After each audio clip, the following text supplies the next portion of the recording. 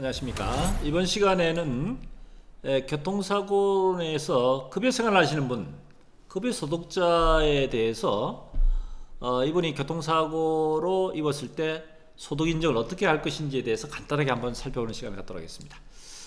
급여소득자들은요, 소득 인정을 함에 있어서 정상적인 세법상의 정상적 신고 기간 내 신고된 소득 자료를 기준하고 있습니다. 이거는 보험에서 약관 규정뿐만 아니고 소송시에도 마찬가지입니다.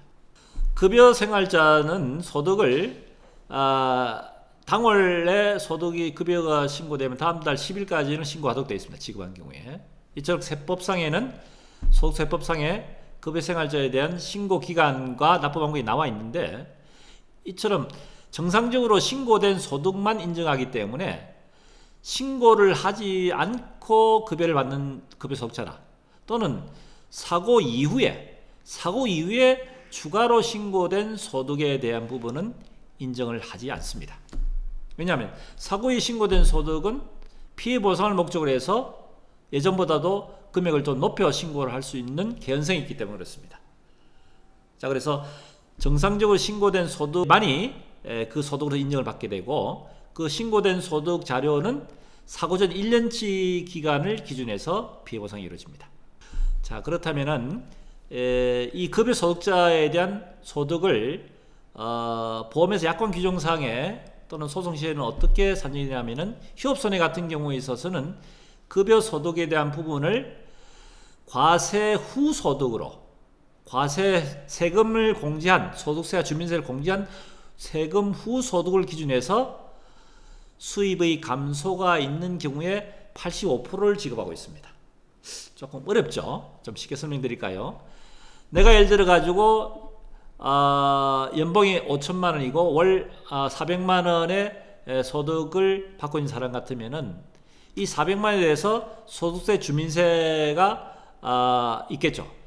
소득세 주민세 이 4대 보험 신고된 그 세금을 공제한 나머지 실수령액을 가지고 소득을 계산하고, 거기다가 이번 기간 동안에 대해서 통기간 중에 인정 안 됩니다. 이번 기간 동안에 대해서 실제 내가 받은 실제 수입의 감소가 있는 부분에 대한 것에, 그것도 100% 아닌 85%만큼만 인정하는 것이 약관 규정입니다.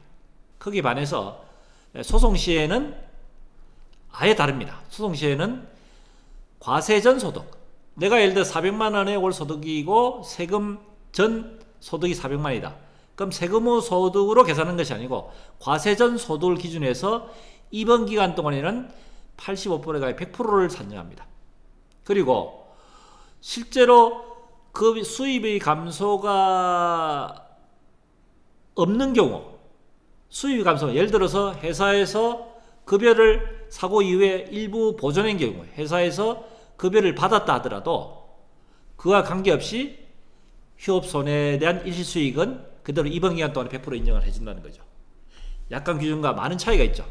약관 규정에는 다시 한번 정리하자면은 과세 후 소득을 기준해서 이번 기간 동안에 85% 인정하는데, 그것도 실제로 수입의 감소가 있는 경우, 회사에서 급여를 전혀 지급하지 않았다는 그 입증이 돼야지만이 그 소득의 85%를 이번 기간 동안 인정해 주는 데 반해서 소송시에는 과세 전 소득을 기준해서 이번 기간 동안 100%를 지급하는데, 거기다가 실질적으로 일정 금액에 대한 것을 회사에서 받았다 하더라도 그 받은 금액 관계없이 이번 기간 동안에는 내가 책정된 과세 전 소득을 기준해서 100% 다 인정해 준다. 이것이 급여 소득자에 대한 약관과 소송시의 차이고, 그리고 말씀드렸다시피 세법상의 그 관계 증명 자료가 안 나는 경우, 말씀드린 세금 신고를 안 했다든지 또는 세금 신고를 사고 이후에 신고된 경우에 있어서는 소득 인정을 아예 안 해줍니다.